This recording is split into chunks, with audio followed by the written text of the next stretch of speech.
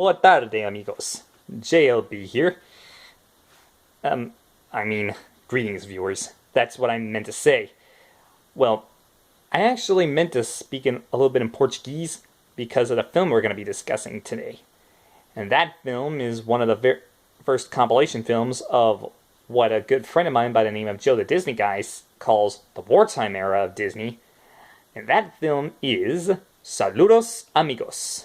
The story of Saludos Amigos begins in early 1941, before the United States entered World War II.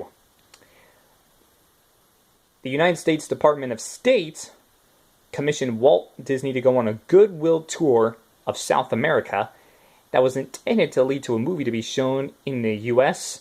as well as Central and South America as part of the Good Neighbor policy. And, well, for all you history buffs out there, you might know what the Good Neighbor policy is.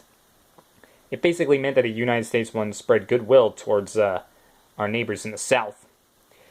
And, well, this was only done because of several Latin American governments having close ties to Nazi Germany and their leader.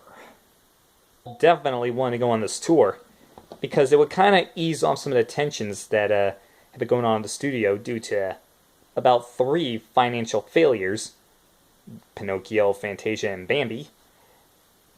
And it actually would help him ease his mind a bit because of the animator strike that was going on at the Disney studios.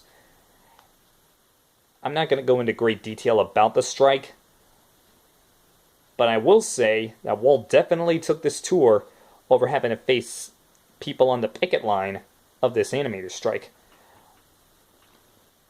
And of course, over in South America, well, Latin America, I mean, Mickey Mouse was quite a popular character.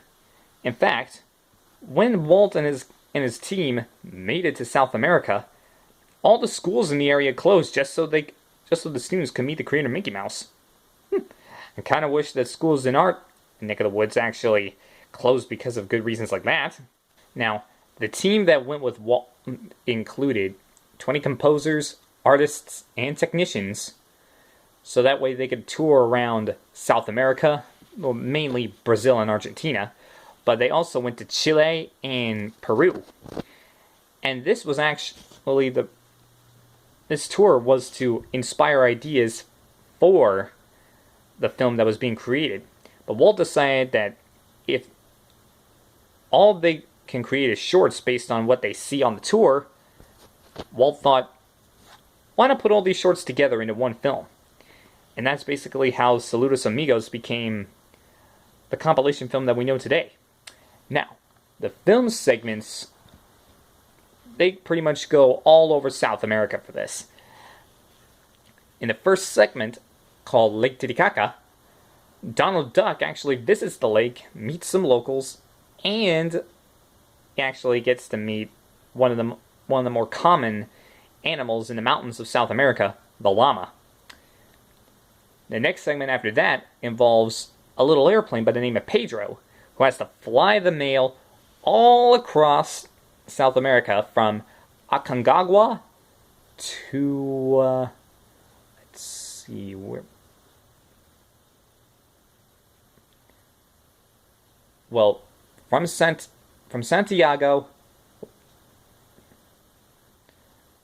Well, he flies it from Santiago, Mendoza, and Aconcagua. But ultimately, Pedro actually kind of disappointed a bit of an artist in Chile by the name of René Rios Botiguer, better known as Peppo. So he decided to create his own character to represent Chile.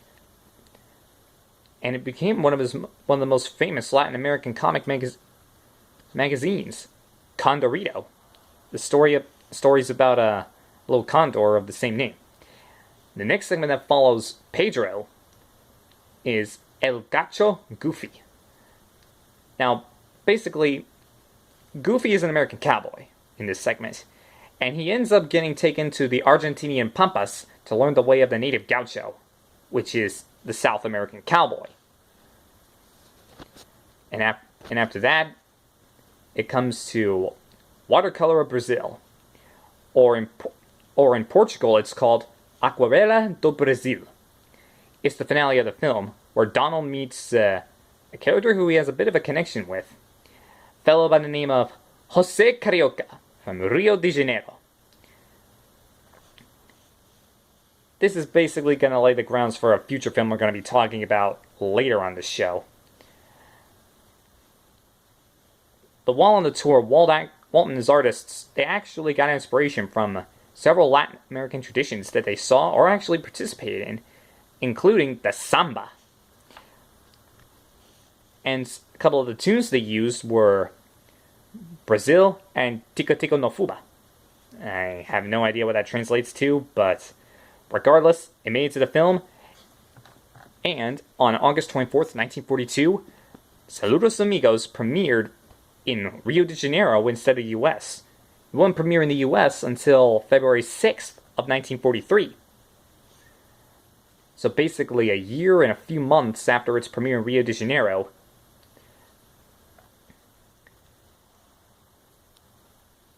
Actually, a year and 6 months, I believe. Yeah, a year and 6 months after the film premiered in Rio de Janeiro, Saludos Amigos came around to the United States.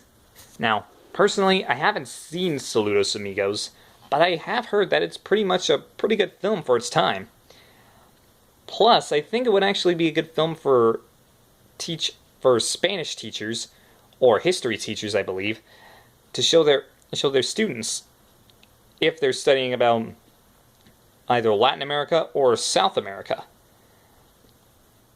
So basically you're getting both entertainment and education with this film, as well as another film that I mentioned before that we're going to be talking about later. But for now, for what it is, I think Saludos Amigos is definitely a film that might be rather interesting, but it's not necessarily one that you should keep in your library. If you want to say that you've seen them all, go ahead and see it. As for everyone else, might want to skip over it. Anyway, thanks for joining me for this extra special video, and I'll see you all next time when we take to the skies, if you will.